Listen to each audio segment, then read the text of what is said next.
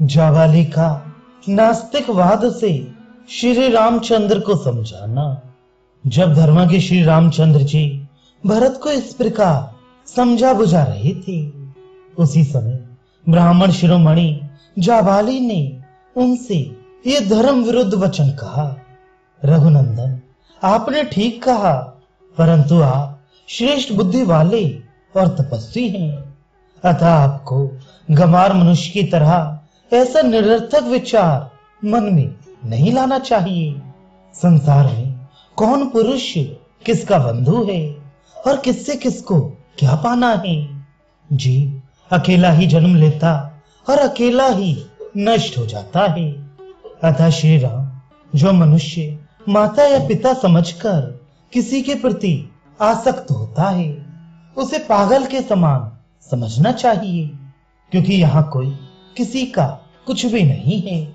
जैसे कोई मनुष्य दूसरे गांव को जाते समय बाहर किसी धर्मशाला में एक रात के लिए ठहर जाता है और दूसरे दिन उस स्थान को छोड़कर आगे के लिए प्रस्थित हो जाता है, इसी प्रकार पिता, माता, घर और धन ये मनुष्यों के आवास मात्र हैं।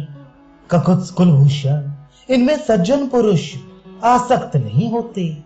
अतः नरश्रेष्ठ, आपको पिता का राज्य छोड़कर इस दुख में नीचे ऊंचे तथा बहुकंटकाकीर्ण वन के कुत्सित मार्ग पर नहीं चलना चाहिए। आप समृद्धशालिनी अयोध्या में राजा के पद पर अपना अभिषेक कराइए। वह नगरी रोषित वर्त का नारी की भांति एक वेणी धारण करके आपकी प्रतीक्षा करती है। राजकुमार जैसे देवराज इंद्र स्वर्ग में विहार करते हैं, उसी प्रकार आप बहुमूल्य राजभोगों का उपभोग करते हुए अयोध्या में विहार कीजिए। राजा दशरथ आपके कोई नहीं थे और आप भी उनके कोई नहीं हैं। राजा दूसरे थे और आप भी दूसरे हैं। इसीलिए मैं जो कहता हूं वही कीजिए। पिता जीव के जन्म में निमित्त कारण मात्र होता है। वास्तव में ऋतुमती माता के द्वारा घर में धारण किए हुए वीर और रज का परस्पर संयोग होने पर ही पुरुष का यहाँ जन्म होता है। राजा को जहां जाना था वहां चले गए। ये प्राणियों के लिए स्वाभाविक स्थिति है। आप तो व्यर्थ ही कष्ट उठाते हैं। जो मनुष्य प्राप्त हुए अर्थ का परित्याग करके धर्मपरायण हुए हैं, उन्हीं के लिए मैं शोक करता हूँ, दूसरों के लिए नहीं। वे इस जगत में धर्म के नाम पर केवल दुख भोग कर मृत्यु के पश्चात नष्ट हो गए हैं। अष्ट का आदि जितने श्राद्ध हैं, उनके देवता पितर हैं। श्राद्ध का दान पितरों को मिलता है। यही सोचकर लोग श्राद्ध में प्रवृत्त होते हैं, किंतु विचार करके देखिए तो इसमें अन्न का नाश ही होता है। भला मरा हुआ मनुष्य क्या खाएगा? यदि यहाँ दूसरे का खाया हुआ अन्न दूसरे के शरीर में चला जाता हो, तो परदेश में जाने वालों के लिए श्राद्ध ही कर देना चाहिए। उनको रास्ते के लिए भोजन देना उचित नहीं है।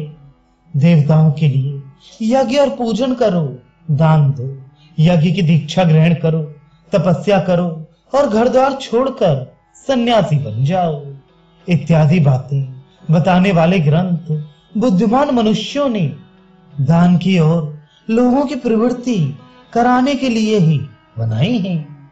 अतः महामती, आप अपने मन में ये निश्चय कीजिए कि इस लोक के सिवा दूसरा कोई लोक नहीं है। अतः वहां फल भोगने के लिए धर्म आदि के पालन की आवश्यकता नहीं है। जो प्रत्यक्ष राज्य लाभ है उसका आश्रय लीजिए, परोक्ष पारलौकिक लाभ को पीछे ढकेल दीजिए। सत्पुरुषों की बुद्धि जो सब लोगों के लिए राह दिखाने वाली होने के कारण प्रमाणभूत है, आगे करके भरत के अनुरोध से आप अयोध्या का राज्य ग्रहण कीजिए।